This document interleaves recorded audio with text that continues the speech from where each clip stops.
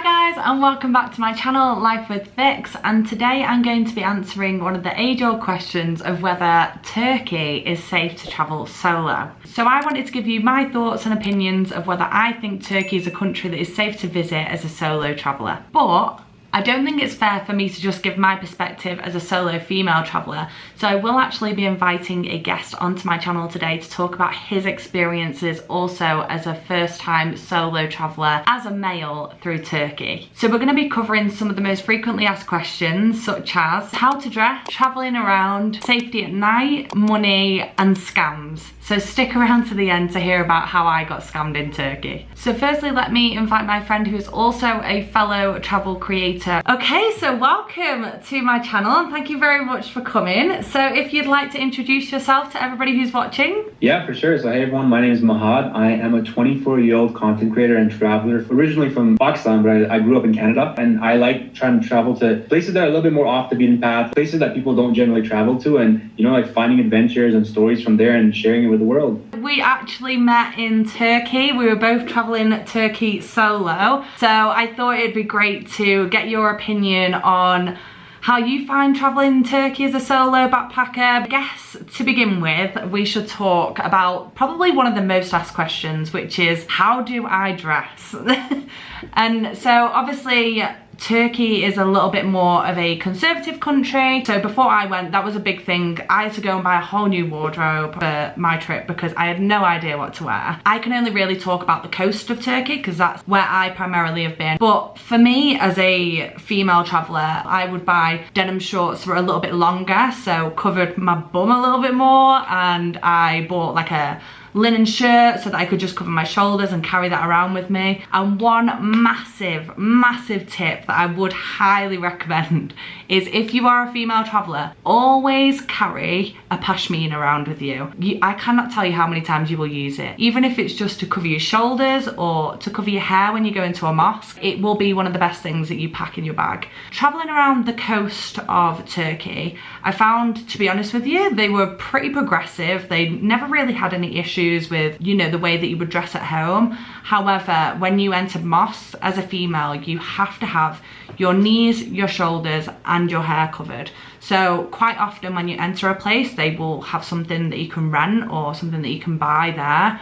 But I always just found if I had a little pashmina to carry around with me, or if I knew I was going to a mosque, I'd make sure that I was wearing trousers. But in the major cities like Istanbul, Antalya, Izmir, never had any issues with anything I was wearing. But like I said, that's completely up to you. I guess for a guy it's a little bit different. What was your experience with how you needed to dress in Turkey? So yeah, my experience in Turkey as a male traveler was a lot different from your experience. You had to cover up a little bit more, but in general, like in Islamic countries, I guess like it's a lot easier to get by as a guy versus a girl when it comes to dressing. So my time in Turkey, like I was honestly like just dressed like I would here in Canada. Of course, like going into a mosque, I was quite cautious that I was wearing pants because, I want to respect the religion and the culture. But beyond that, what I did notice is that, so I spent, for context for everyone, I spent 3 months in Turkey. I spent like maybe 2 months just in the south and then 1 entire month in the north. In the north, they're a lot more religious than they are in the south, right? So when you would go in the north, you see a lot more women wearing hijab, you see a lot more women covering up a little bit more. So, for people who are traveling there, I think for guys, again, like you don't have to be as concerned about it, but I would definitely still carry like a pair of track pants or something just in case, you want to cover up a little bit more. But beyond that, like it's so easy when it comes to dressing as a guy in Turkey. Yeah, it's funny that you say that actually, because I found that there were certain places where people weren't actually bothered about what I was wearing. But for example, like I could look around and I would be the only person that had any skin showing. And so in those moments, it was like just good to have that pashmina and be like, okay, actually, I just feel a little bit disrespectful. Whatever makes you feel comfortable, I think that's the most important thing. Because going to Turkey as well, I was like, this is like a very religious country. When I arrived, like, it was quite balanced and progressive. And I found out about many other countries. Like, for example, I went to Lebanon, exact same thing. I thought it was like a Middle Eastern, very religious country, but people kind of dressed however they wanted. So that's what travel is all about. Like it changes your misconceptions about places. Okay, so now to talk about getting around Turkey. So obviously we both spent quite a prolonged time in Turkey. So for us, we needed to get from A to B and to do so safely. For me, getting around Turkey was probably the best and the easiest experience I've ever had in any foreign country. I used pretty much exclusively buses, and I used the website busbud.com. So I will link them in the description below if you wanted to check those out. You can book your buses directly through them as well, and they just basically are the one shop of all the different bus companies that are in Turkey. Now, the buses were so incredibly nice. So they had aircon, they had reclining seats. So the seats on this bus are so nice. So you get so much room. You've got a little table, you get a screen, you can charge, and then you get like, you know, an armrest each. There's under here, there's holders, and then here as well there's also like more charging ports. I was on one bus and they offered me a free tub of ice cream, which is just incredible. So that was to get from a major city to another major city. So that was my long distance travel, and I just thought that that was the easiest thing in the world. There's also travel when you get to a city, so that could be a metro, taxi, or it could be a local bus. I've taken all three modes of transport. Now, what I would say, the metros, again, so surprised by how clean and how well connected they were, and I didn't feel any more unsafe on the metro in Turkey than I would in, say, London. Now, obviously, when on any public transport, you should always be aware of pickpockets. And then there is the local buses. Now, these are slightly less clean and slightly more erratic, is all I can say. The Turkish driving can be quite insane at some point. So the bus drivers do drive quite crazy, but again, no issues. Finally, taxis. So honestly, the most scams that I heard about were in taxis, but this is probably exclusively to Istanbul. My friend got scammed in a taxi. If you don't know, Istanbul is split into a European side and an Asian side.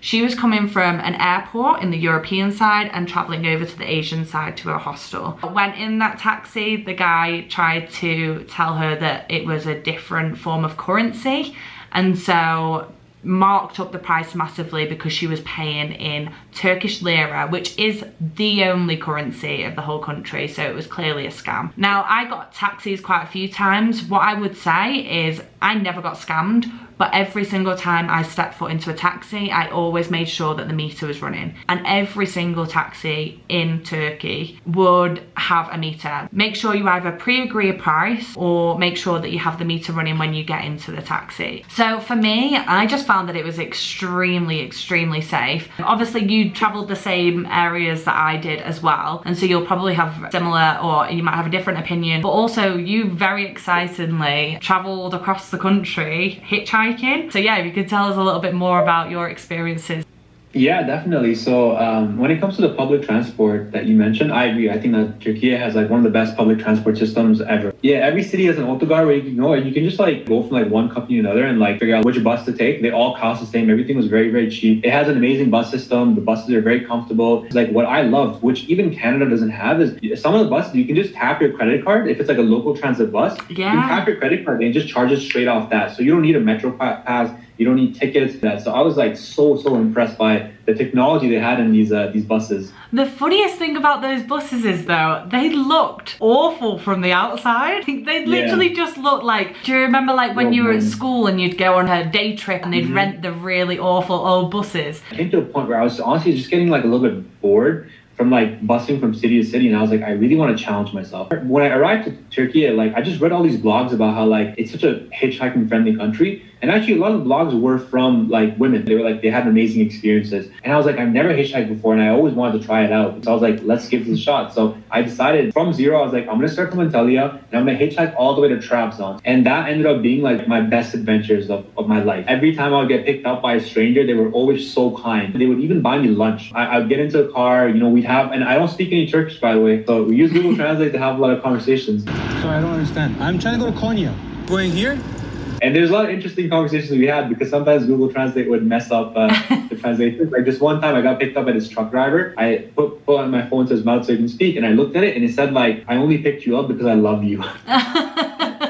For sure, that's not what he actually said, but like that's what Google Translate communicated. The thing with Turkish culture is that whenever someone from the outside comes, they really, really appreciate it, and they want to show you like what Turkish culture is all about. And I met this one guy especially. You know, he looked like he was a construction worker, like kind of like a broken down car. You know, he picked me up and like he took me out for lunch. I was actually trying to pay for him, but he didn't accept it. He's like, no, it's on me. He gave me 100 lira. Like I was like, just mind blown. I was like, this guy's the kindest person I've ever met in this country. Wow. Like he not only picked me up, he bought me food and he gave me money as well. And I was just like so shocked and like it was such a beautiful moment. And I vlogged this. So I actually have it on camera, that interaction. You actually have videoed quite a lot of them. So again, I will link them down below because they're super funny to watch, as well as being like a really good insight into how Turkish people actually are. Yeah, it was a beautiful experience, and I think like when it comes to like getting around in Turkey, like it was amazing. The first thing that anybody teaches you as a solo traveller is do not get drunk at night and do not walk the streets at night alone. So obviously Turkey is no exception. You should not be walking anywhere paralytically drunk on your own. However, I can say I never ever in my life felt unsafe in Turkey, day or night. Like obviously in every major city, like there's gonna be a little bit of crime, there's gonna be a little bit of danger. So I would recommend if you can avoid walking by yourself, then you should. But I never found it to be an issue. There was actually something that I was more scared of at night than humans, and that was the dogs. So there are some crazy dogs in Turkey. There are some really gorgeous dogs. There are also some quite clearly rabies-ridden dogs. Like I'm telling you now, the dogs are the scariest part of traveling Turkey at night. Honestly, I felt absolutely safe. I went out a couple of times. I've walked home from one side of Istanbul to the other after a night out. Yeah, I was with a group of people, but we felt absolutely fine walking from one side of Istanbul to the other. But honestly, never felt so safe in my life walking around at night. How do you feel about it? Yeah, I completely agree. I mean, if you felt safe, then you can imagine that as a guy, like I felt completely safe. There wasn't a time where I was like, okay, like this is a little bit sketchy. And I did spend a lot of days where I'd be like walking around like late at night, whether I was just out all day, like working at a cafe. I'd come back home late. Yeah, like I think especially in the south, it was like super, super safe. In the north, there's a little bit more lower income. So like there was areas where like it was kind of sketchy. Like, you know, you look at the buildings and stuff like that, but still I never felt unsafe, even though I was out late in parks and stuff like that, or, you know, just even walking back to my hostel. Like, yeah, it was amazing. No point in my time in Turkey did I feel unsafe. Even when I was hitchhiking, it was good. Yeah, I think one thing to note as well though is that obviously you should not be walking around with a camera in the middle of the night or with your phone out and things like that. Like that just puts you in a more vulnerable situation. So one thing I actually noticed was in the south, they're a little bit more progressive and like open. So there was more of a nightlife scene. You know, you could walk around, there's plenty of people walking around as well. But when I got to the north, that's when like it's a little bit more quiet at night. After like sunset, it's like dead. So with that said, like obviously like if it's more secluded, it feels a little bit more unsafe. So maybe you shouldn't be out too late in areas like that. I mean, you wouldn't have any reason to because there's not many bars and stuff to go to anyways. Yeah, it's quite nice as well. Like even in the major cities, I always found that there isn't a massive drinking culture in Turkey just because of the religion. But even at night, you would always see men sat outside with a cup of Turkish coffee and with backgammon. And so there was always people sat on little tables. I don't think I ever walked around any street and was actually alone. And so then to talk about money safety. So honestly, not many places around the whole of the country take card. Like you might be able to use it in the major cities in Antalya and in Istanbul, but general rule of thumb, cash is king. So you always need to make sure that you're carrying some sort of cash around you. The ATMs always charged a fee. So what I would always do is I'd always get a lot of money out in bulk and then I would put the majority of my money back in my locker. There was lockers pretty much in every single hostel I stayed in. And I would always distribute my cash throughout my bag. So like I traveled with like 2 bags. So like one like day bag, one backpack. I would distribute it between 2 bags just in case, like, you know, God forbid, like one of them gets robbed or something like that. And because the Turkish lira is so cheap, like it never ends up to actually be that much money. So I never felt like I was carrying like an unsafe amount of money around with me. When I was there, I was spending roughly £35 to £40 a day. I would never carry more than say £50 in one go. I just didn't need to. Unless I was going on an excursion where I needed cash to pay for something, then I never had a problem. But yeah, I would always recommend, because it does charge you an ATM fee, always get as much cash out as you possibly can and then go and stash some of your cash. There was always more than 1 or 2 other people getting cash out at the same time as you, so I never felt unsafe actually getting money out as well. There's not really much to say on that, but I don't know if you've got anything else to add. Yeah, so like what I found is well-known restaurants and like if you go to like a mall and stuff like that, they all take credit card, so that's chill. For example, like there was times where like when I was hitchhiking, I would be in like Erzincan was one of the cities I was in.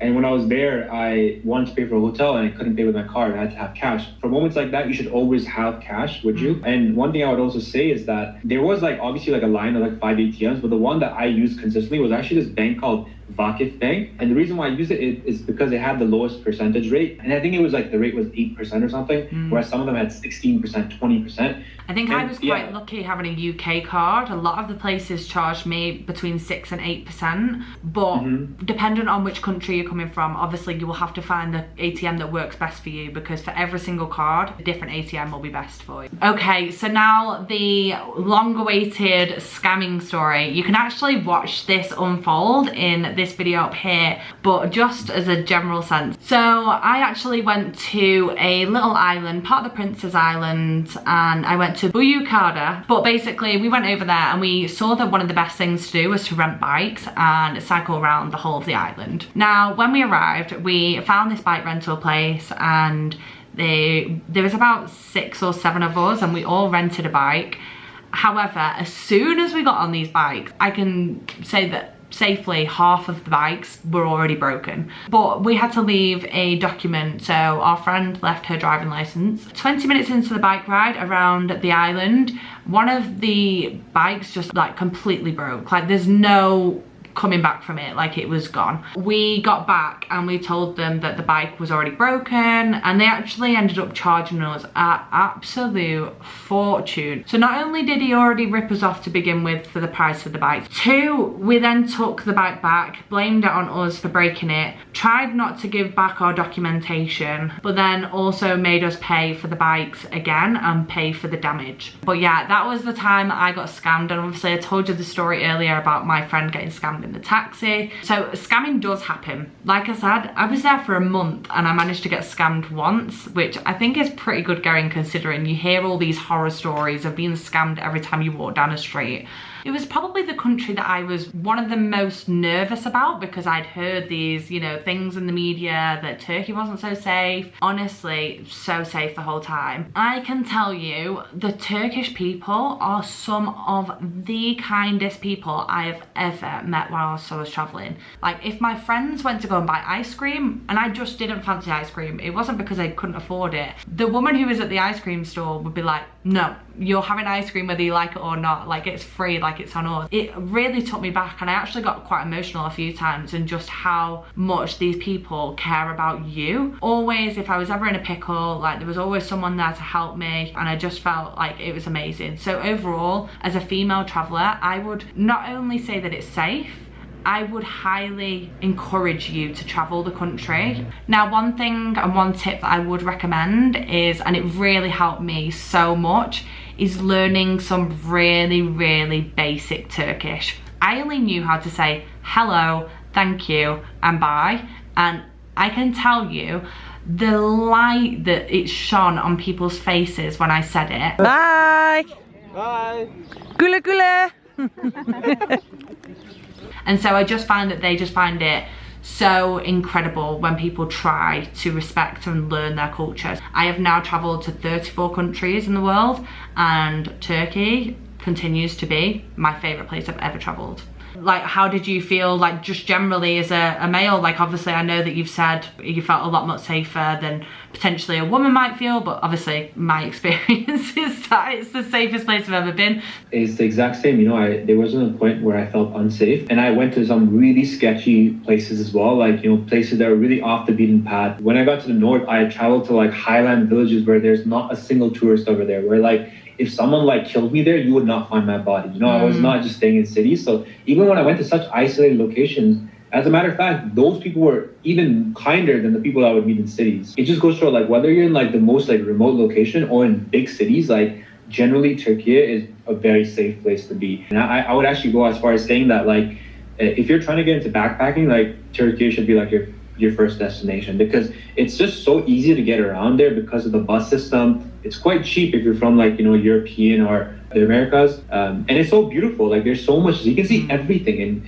in Turkey. Same, 100%. Like, I would completely agree. I think it's a great first destination for a solo travel trip. I mean, it was my first destination as a solo traveler. All the other places in the world that I traveled, I'd always traveled with somebody. Yeah, and I would encourage you to, like, you know, like, try to go off the beaten path, like go beyond just Cappadocia and like Istanbul. But anyway, guys, that is everything. So thank you so much for coming onto my channel. Like I said, everything will be linked in the description box so that you can go and check out all of his amazing travel stories as well. But I mean, clearly we think it's a very safe place to go. So yeah, definitely recommend visiting. But thank you so much for coming. My pleasure. Thank you for having me. And I hope that like we answered all your questions, everyone who's watching. And yeah, I hope you guys have as amazing of a time in Turkey as we did. And so that's it, guys. Thank you so much for watching, and if you haven't already, then I will put my Turkey series above if you want to watch my vlogs whilst I was in Turkey. And yeah, please do like, subscribe and comment down below if you have any tips or any opinions that you'd like to add, or even if you're just planning on going to Turkey soon. I'd love to know. And if you do have any questions as well, don't hesitate to put those in the comments below. And yeah, I will see you in the next video. Thanks for watching. Bye.